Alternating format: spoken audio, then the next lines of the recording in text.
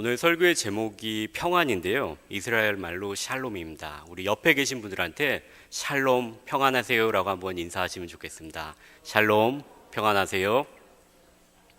샬롬. 제가 어릴 때 놀이동산에 간 적이 있었습니다. 다들 놀이동산 어릴 때 많이 가시잖아요. 근데 어릴 때 놀이동산에 가게 되면은 사람들이 워낙 많이 있고 볼 것이 많이 있기 때문에 아이들은 시선을 이렇게 부모로부터 항상 빼앗길 우려가 참 많이 있습니다. 제가 어릴 때 능동 근처에 살았는데 어린이 대공원에 이제 하루는 저희 삼남매와 같이 엄마와 같이 놀러 갔습니다. 그냥 사람이 상당히 많았던 걸로 제가 지금도 기억을 하는데요. 제가 이제 그때 초등학교 3학년 정도였던 걸로 기억합니다. 그래서 나름 여전히 어리지만 다 컸다고 생각을 하고 잠시 이렇게 다른 데를 쳐다보다가 순간적으로 엄마와 그 다음에 삼남매, 저희 이제 누나하고 여동생을 놓쳤습니다. 그러니까 순간 갑자기 저에게 공포감이 몰려오는 거예요. 그래서 한 70% 정도 엄마 하면서 이렇게 얼굴에서 누름이 이렇게 눈물이 딱 나오려고 하는 찰나에 엄마가 제 손을 이렇게 딱 잡아주셨어요. 그러니까 이제 그때 어리지만 3학년이지만 내가 울 뻔했다는 것이 창피해갖고 그걸 이렇게 싹 이렇게 감췄던 기억이 납니다. 우리는 소중한 것을 다들 가지고 있습니다. 소중하지 않은 것, 가치 없는 것을 잃어버렸을 때는 우리는 그것을 보고서 힘들어하거나 눈앞이 캄캄해지거나 그러지 않습니다. 근데 한번 아기를 생각해 보겠습니다.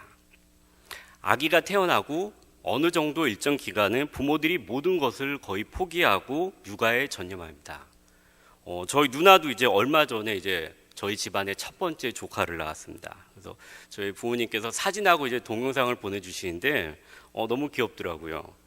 근데 어느 날 이제 제가 어머니하고 통화를 하는데 누나가 이제 그 조카를 돌보느라고 잘 먹지도 못하고 자지도 못하고 이렇게 앉지도 못한다고. 애가 이렇게 앉으면 우니까 아는 채로 계속 서 있어야 된다고. 너무 힘들다고.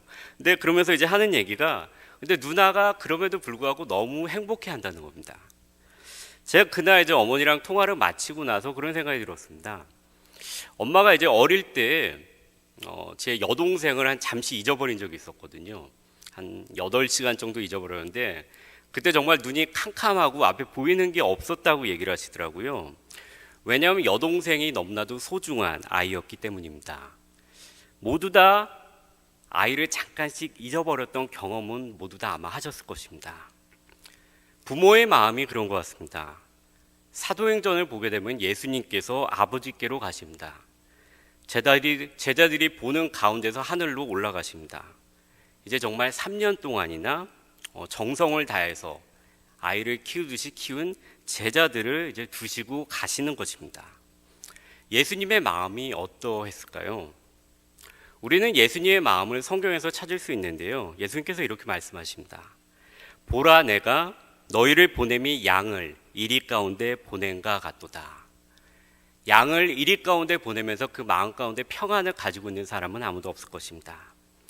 그러면 이번에는 반대로 생각해 보겠습니다. 아이들은 어떨까요? 제자들은 어떤 마음이었을까요?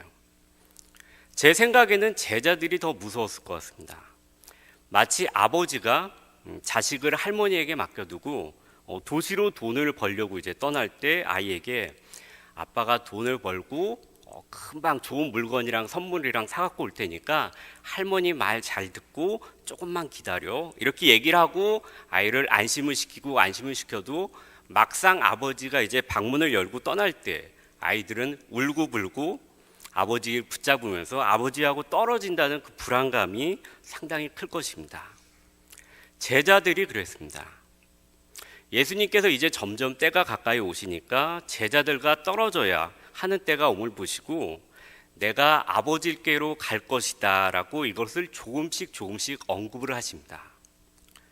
제자들의 마음은 도대체 이해가 되지 않습니다. 아버지께로 간다는 것은 그 당시의 개념으로 보게 되면은 죽는 것 밖에는 아버지께로 가는 길이 없습니다. 그러면 지금 예수님께서 죽으신다는 것인가?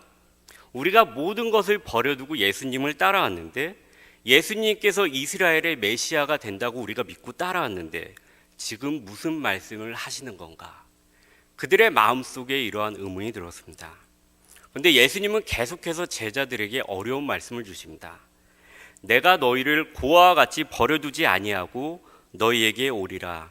조금 있으면 세상은 다시 나를 보지 못할 것이로되 너희는 나를 보리라. 이는 내가 살아있고 너희도 살아있겠음이러라.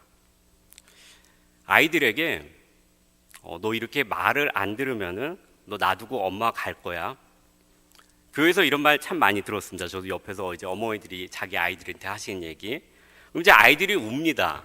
엄마가 실제로 버리고 갈 것도 아닌데 그런 얘기를 한다는 것만으로도 불안해서 이제 울게 되는데요. 오늘 본문을 포함한 이 14장, 요한복음 14장에서 나오는 제자들의 마음이 딱 이런 마음이었습니다. 아이가 부모의 마음을 이해하는 것은 힘이 듭니다. 그래서 제자들이 예수님의 마음을 정확하게 알 수는 없었습니다. 다만 그들에게 하시는 말씀을 그들이 정확하게 이해할 수는 없었지만 대충 그들에게 감이 잡히는 것은 있었습니다. 그것은 예수님이 죽으시거나 아니면 떠나실 것 같다는 것입니다. 그들이 3년 동안 예수님을 따랐습니다. 모든 것을 버려두고 따랐습니다. 말씀하시되 나를 따라오라. 내가 너희를 사람을 낚는 어부가 되게 하리니 하시니 그들이 곧 그물을 버려두고 예수를 따르니라. 예수께서 그곳을 지나가시다가 마테라 하는 세간이 앉아있는 것을 보시고 이르시되 나를 따르라 하시니 일어나 따르니라. 그들이 모든 것을 버려두고 떠났습니다. 마음 가운데 이분이 메시아라는 확신이 있었기 때문에 그들은 그 모든 것을 버리고 예수님을 따를 수 있었습니다. 그리고 3년간 예수님과 동행하면서 그들의 삶 가운데 모든 것을 버린 보람이 충분히 있었습니다. 가나의 혼인잔치에서 물을 포도주로 바꾸는 것을 경험했습니다. 예수님께서 물 위를 걸으시는 것도 보았습니다. 베드로는 잠깐이지만 그 물 위를 걷기도 했습니다. 귀신 들린 사람을 고치는 것을 보았습니다. 죽은 아이를 살리는 것도 그들은 보았습니다.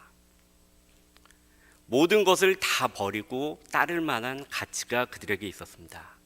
그렇지만 여전히 그들의 마음 가운데는 예수님이 이제 죽으실지도 모르신다라는 것에 대한 두려움이 있었습니다.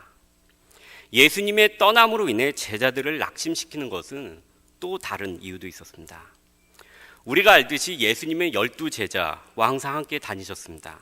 그리고 가는 곳마다 사람들이 수군수군합니다. 저 사람이 바로 메시아래.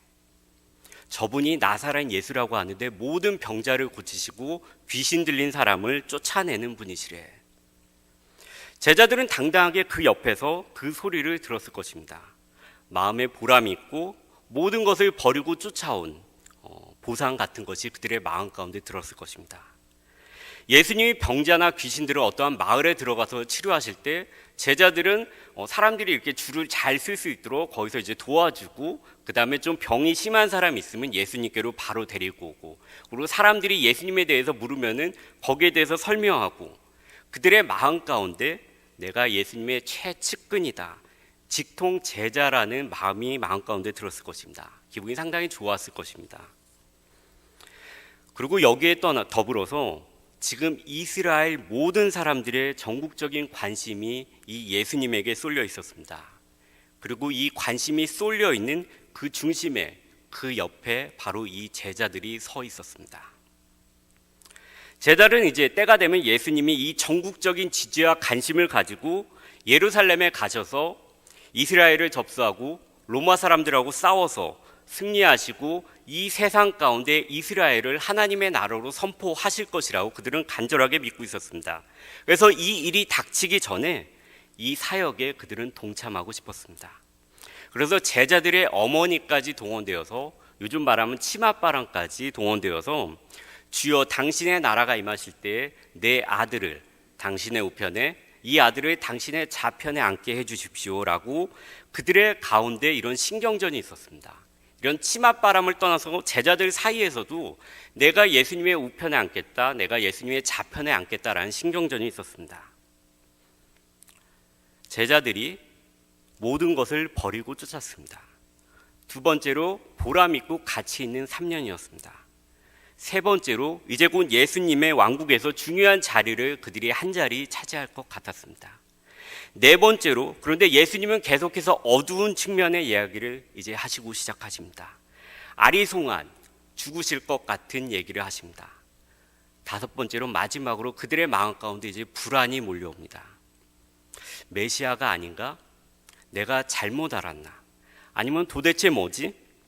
아니면 뭔가 깊으신 뜻이 있으실 것이야. 바다와 파도를 잠잠케 하신 분이신데 이러한 복잡한 알 수 없는 감정이 그들 가운데 섞여 있었습니다. 이러한 복잡한 감정이 16장까지 계속해서 이어집니다. 우리가 지금 성경이라고 불리는 것이 있고 외경이라고 불리는 것이 있고 위경이라고 불리는 것이 있습니다. 위경에 보게 되면은 그 당시에 이 위경이 우리나라에서 홍길동전처럼 많이 그 당시에 사람들한테 읽혀졌던 것입니다. 그 위경에 보게 되면 메시아가 두 명이 있습니다. 한 명은 지상의 메시아, 한 명은 천상의 메시아입니다. 그래서 지상의 메시아는 어느 정도 사역을 하다가 시간이 지나면은 죽습니다. 그리고 천상의 메시아는 영원히 다스리는 메시아인데요.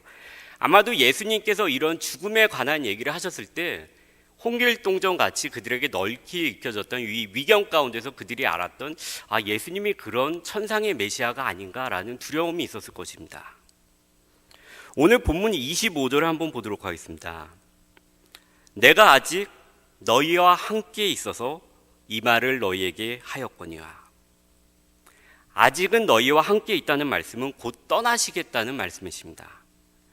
제자들은 불안합니다. 아이가 엄마를 잃어버리는 것과 동일합니다. 가족을 부양하는 남자가 모든 것을 포기하고 이 길로 왔는데 이게 잘못된 선택이라는 생각이 지금 막 드는, 이제 가족을 더 이상 잘 부양하지 못할 것 같다는 불안감이 드는 때가 바로 이때입니다.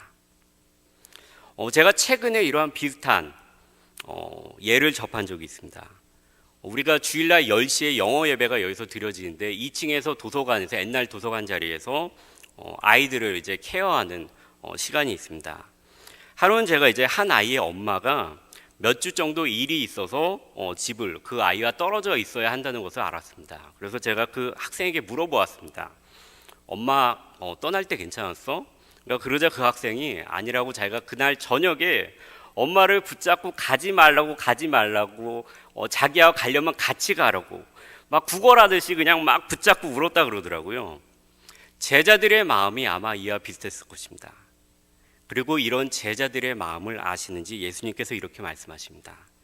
보혜사 곧 아버지께서 내 이름으로 보내실 성령, 그가 너희에게 모든 것을 가르치고 내가 너희에게 말한 모든 것을 생각나게 하리라.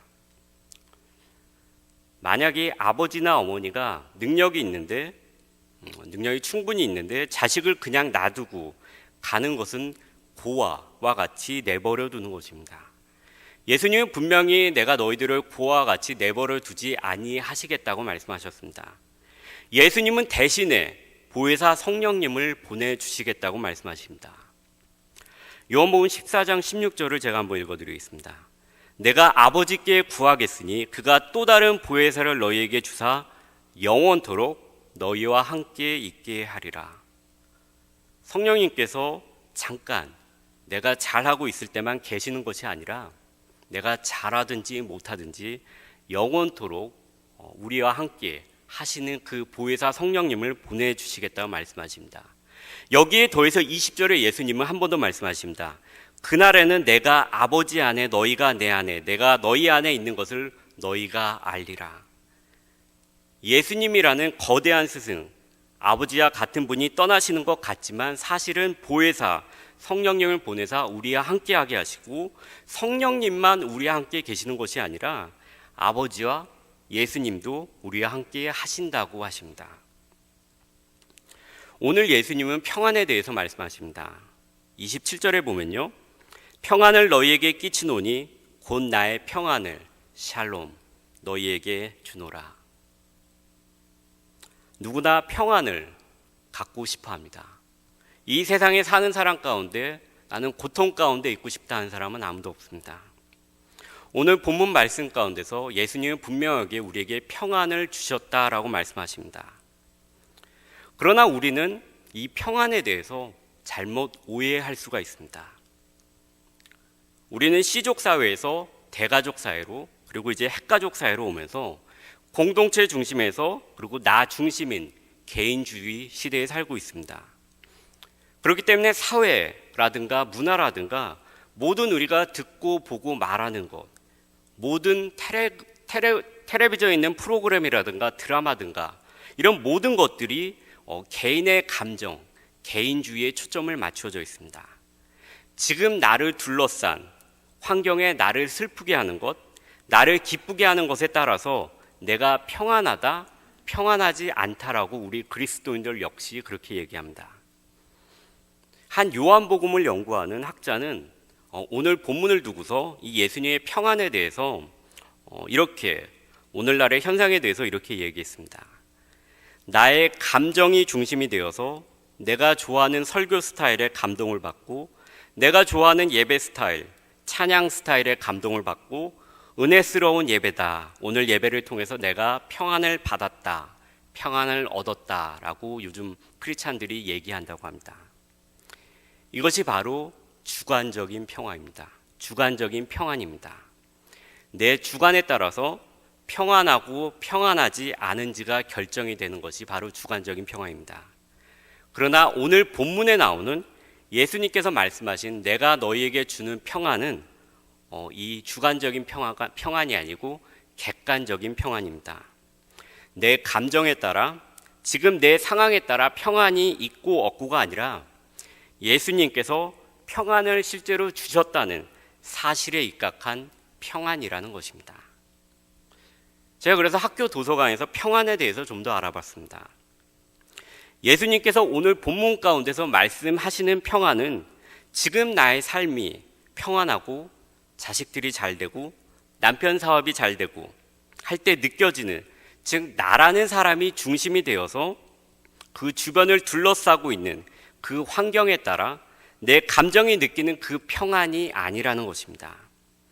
예수님께서 우리를 하나님과 화목케 하심으로, 그리고 우리가 죄로 인해서 영원히 하나님과 분리되어 살 수밖에 없는데 이 넘어갈 수 없는 거대한 장벽을 무너뜨려서 우리가 얻게 되는 그 평안, 그것이 오늘 본문에서 말씀하고 있는 평안이라는 것입니다. 우리는 인간이기에 감정을 중요하게 여깁니다.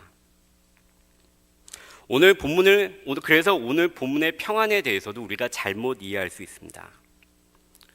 우리 모두 다 살면서 예수님을 믿고 난 후에 평안을 주신다고 하셨는데 내가 예수님을 믿고 난 후에도 여전히 내 마음에 평안이 없다.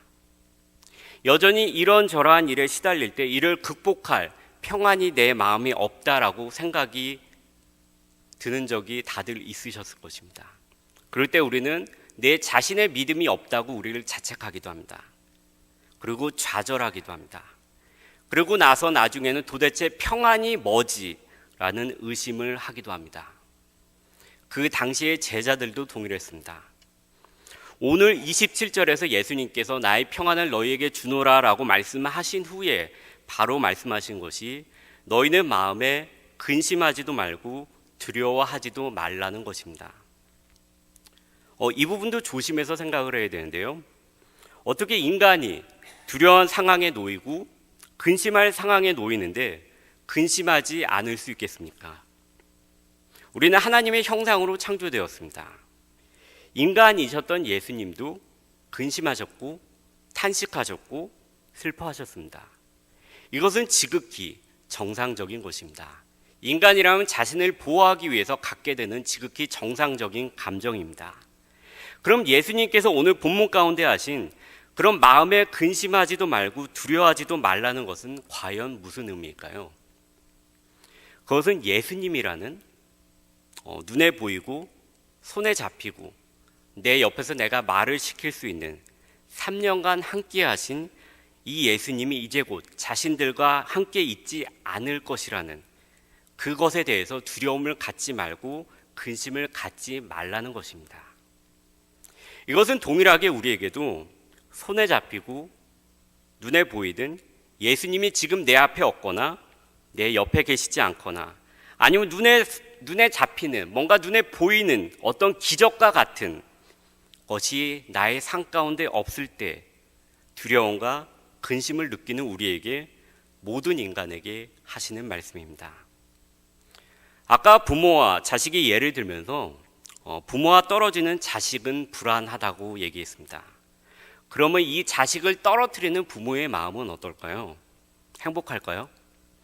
물론 행복할 수 있습니다. 엄마분들이 아이들이 방학 때 가장 힘들다고 얘기합니다. 아이들 입장에서는 가장 행복한 이 방학이 엄마 입장에서는 결코 행복하지 않다고 합니다. 그래서 개학이 돼서 아이들을 학교에 이렇게 딱 내려놓으면 마음이 그렇게 행복하다고 합니다. 그런데 반대로 제가 이제 교회에서 있으면서 보게 되면은 엄마들이 아이들을 이제 교회 수양회에 보내게 될 때 엄마의 얼굴에 걱정이 가득합니다. 초등학생인데도 아직 엄마의 눈에는 아이고 아버지의 눈에는 아이니까 제가 저기서 2박 3일 동안 잘 지낼 수 있을까? 싸우지는 않을까? 잠은 잘 잘까? 먹을 것은 가리지 않고 먹을까? 이런 하면서 얼굴에 불안이 보입니다. 그러면 예수님은 어떠하셨을까요? 마태복음 28장, 마지막 장 28장을 보게 되면은 예수님께서 제자들에게 지상 최후의 마지막 명령을 내리십니다. 우리가 너무나도 잘 알고 있는 명령입니다. 그런데 그 지상 최후의 명령 바로 앞부분이 상당히 재미있습니다. 11 제자가 갈릴리에 가서 예수께서 지시하신 산에 이르러 예수를 배웠고 경배하나 아직도 의심하는 사람들이 있더라. 부활하신 예수님을 배웠지만 아직도 그 가운데 의심하는 사람들이 있었습니다. 베드로는 예수님을 3번 부인했습니다. 요한을 제외한 다른 제자들은 모두 뿔뿔이 흩어졌습니다. 예수님의 왕국에서 한 자리 차지하려는 그런 욕심이 그 제자들의 마음 가운데 있어서 서로 간에 신경전이 있기도 했습니다. 그런데 이런 너무나도 부족한 제자들에게 예수님은 정말 중요한 지상 모든 민족에게 이 복음을 전하라고 말씀을 하시는데 상당히 편안하게 말씀하신 것 같습니다. 저라면 상당히 불안할 것 같습니다. 얘들이 정말 이 일을 감당할 수 있을까? 아닐 것 같은데. 근데 세계로 퍼져나가는 이 복음이 정말로 중요한 사역인데 얘들이 잘 감당할 수 있을까라는 생각이 제 마음 가운데 들었을 것 같습니다. 근데 이 마지막 명령을 읽으면서 드는 생각은 예수님께서 너무 평안하게 말씀하신 것 같다는 것입니다. 이렇게 말씀하십니다. 그러므로 너희는 가서 모든 민족을 제자로 삼아 아버지와 아들과 성령의 이름으로 세례를 베풀고 내가 너희에게 분부한 모든 것을 가르쳐 지키게 하라. 저라면은 위의 분부와 함께 좀 근심이 되어서 이런 말을 좀 추가로 할 것 같습니다. 선교하다 힘들다고 부인하지 말고, 위협한다고 도망가지 말고, 너희들 지난번처럼 내가 함께 기도하자고 했는데 졸았잖아. 그렇게 졸지 말고, 베드로 너 성질 난다고 저번에 길을 칼로 베었던 것처럼 복음 전하다 칼 꺼내서 믿을 거야 안 믿을 거야 이러지 말고, 저랑 이런 잔소리를 많이 할 것 같습니다. 근데 예수님은 상당히 태연하게 이 말씀을 제자들에게 하십니다. 그러면 우리는 궁금합니다. 무엇이 예수님을 이처럼 평안하게 이제 하늘로 떠나시는, 함께 계시지 않는 이 마당 가운데서, 그리고 예수님을 배웠지만 여전히 의심하는 제자들이 있는 이 상황 가운데서 세상에서 가장 중요한 사역을 예수님은 어떻게 평안하게 맡기실 수 있으셨을까요? 그 이유는 바로 성령님 때문입니다. 성령님은 믿는 자들 안에 거하십니다. 그리고 우리를 인도하시고 가르치시고 말씀을 확실하게 이해할 수 있도록 도우십니다. 그리고 말할 수 없는 탄식으로 우리가 어려운 가운데 있을 때 우리를 대신해서 간구하십니다. 예수님께서 우리를 고아와 같이 놔두지 않으시겠다고 말씀하셨습니다. 성령님의 사역 중에 하나가 바로 법적으로 변호사와 같이 우리를 변호하시면서 우리가 하나님의 자녀가 되었다는 것에 도장을 꽝 찍으시는 사역을 하십니다. 예배소서 1장 13절과 4장 30절에 이 사역이 나오는데요, 제가 1장 13절을 한번 봉독해 드리겠습니다. 그 안에 너희도 진리의 말씀 곧 너희의 구원의 복음을 듣고 그 안에서 또한 믿어 약속의 성령으로 인치심을 받았으니, 인치심을 받다라는 것은 영화 배너를 보신 분들, 아니면 옛날 영화를 보신 분들은 아실 수 있는데요, 그 당시에 로마 사회에서 편지를 쓰고 나서 이 편지를 봉인할 때 그것을 사용합니다. 즉 이 편지를 누군가 중간에 열어서 이것을 고치지 않았다. 그리고 이 편지를 쓴 사람은 정말로 이 사람이다라는 것을 증명할 수 있도록 편지를 돌돌돌 말거나 아니면 편지를 어느 가죽 부대에 넣은 다음에 거기다 이제 촛농 같은 액체를 떨어뜨린 다음에 자기 이렇게 손에 끼어져 있는 반지를 거기다 이렇게 꾹 해서 자국을 남깁니다. 그럼 이제 그 액체가 굳어서 이 사람이 그 사람이 쓴 편지다라는 것을 증명합니다. 그리고 이것이 열리지 않았을 때에만 그 편지가 효력이 있습니다. 그것이 바로 인친다는 의미입니다. 인치심이라는 단어가 종말론을 주장하는 사람들에 의해서 상당히 부정적인 의미로 많이 쓰여져 있는데요. 세 번역으로 보게 되면 약속하신 성령의 날인을 받았다라는 것입니다. 날인, 즉 우리가 자동차를 사서 등록을 할 때 DMV에 가게 되면은 서류를 접수하고 나서 도장을 이렇게 꽝 찍어줍니다. 그것이 바로 날인입니다. 그것은 바로 이 서류가 이제 접수가 되었습니다라는 뜻입니다. 안심하셔도 됩니다라는 뜻입니다. 성령님께서 우리 안에 너는 이제 하나님의 것이다, 구분되었다라는 뜻으로 날인을 찍어주시는 것입니다. 하나님은 말씀을 번복하시는 분이 아니십니다. 그렇기 때문에 우리는 이제 확실하게 평안을 받았습니다. 샬롬을 받았습니다. 그러나 인간이기 때문에 두려움과 근심이 있을 수 있습니다. 그래도 우리에게는 하나님과 함께한다는, 죄로부터 구원을 받았다는 평안이 그럼에도 불구하고 여전히 있습니다. 이것은 나의 환경에 의해서 좌우되는 주관적인 평안이 아닙니다. 성령님이 우리 안에 거하심으로 인해 우리의 구원은 안전하며 악한 영들로부터, 사탄으로부터 우리는 완전히 안전합니다. 악한 영이 우리 안에 거할 수도 없습니다. 부모와 같은 예수님은 지상사역을 마치시고 올라가시면서 이제 더 이상 우리들은 예수님을 만질 수도 없고 볼 수도 없고 이제 인간으로 오신 하나님의 형상은 우리에게 더 이상 허락되지 않았습니다. 그러나 우리를 고와 같이 버려두지 않으신다고 하신 예수님은 모든 믿는 자들에게 성령님을 보내주셨습니다. 성령님은 모든 믿는 자들에게 내가 느끼든 느끼지 않든 거하시고 계십니다. 성령님은 우리가 하나님께 가는 그날까지 우리를 보호하시고 함께 하시고 우리를 악한 영들로부터 지켜주십니다. 그리고 가장 중요하게 우리의 구원을 보증해 주십니다. 사실 이것이 가장 중요합니다. 만약에 우리가 지금 테크놀로지로 하늘나라에 하나님의 홈페이지가 있습니다. 그래서 매일 접속을 해서 오늘 나의 구원 지수는 얼마인가, 이것을 접속을 해서 우리가 만약에 매일 체크를 해야 된다고 생각을 해보십시오. 어제 내가 회사에 갔는데 직장 동료가, 직장 상사가 나에게 너무나도 얄미운 짓을 해서 내 마음 가운데 저 사람을 진짜 한 대 확 때리고 싶다라는 마음이 어저께 있었는데, 오늘 아침에 출근하기 전에 하늘나라 홈페이지에 들어가서 저의 구원 지수를 체크해 봤습니다. 그랬더니 구원 지수 표에 이렇게 친절하게 빨간색으로 안내문이 나와 있습니다. 귀하는 오늘 하는 행동에 따라서 구원을 이룰 수도 있습니다. 그래서 불안해서 이럼 나 자녀의 구원 지수도 한번 체크해 보아야 되겠다. 그래서 자녀의 구원 지수를 체크하기 위해서 로그인을 했습니다. 그랬더니 거기 자녀의 이렇게 거기에는 검은색 리본이 이렇게 달려 있는 겁니다. 귀하의 자녀는 어제 학교에서 마이크를 때리고 욕하고 저주했습니다. 따님은 괜찮은데 아드님은 구원에서 떨어졌습니다. 이러면 우리가 정말로 평안할 수 있을까요? 이게 정말 불안하고 불행한 것입니다. 예수님은 그래서 우리에게 평안을 주시는데 세상이 주는 그런 변하고 오래되면 낡고 잃어버릴 수 있는, 즉 나의 환경에 따라서 내가 느끼는 평안, 내 감정에 따라서 느끼는 평안, 세상이 주는 평안이 아니라 이렇게 말씀하십니다. 내가 너희에게 주는 것은 세상이 주는 것과 같지 아니하다.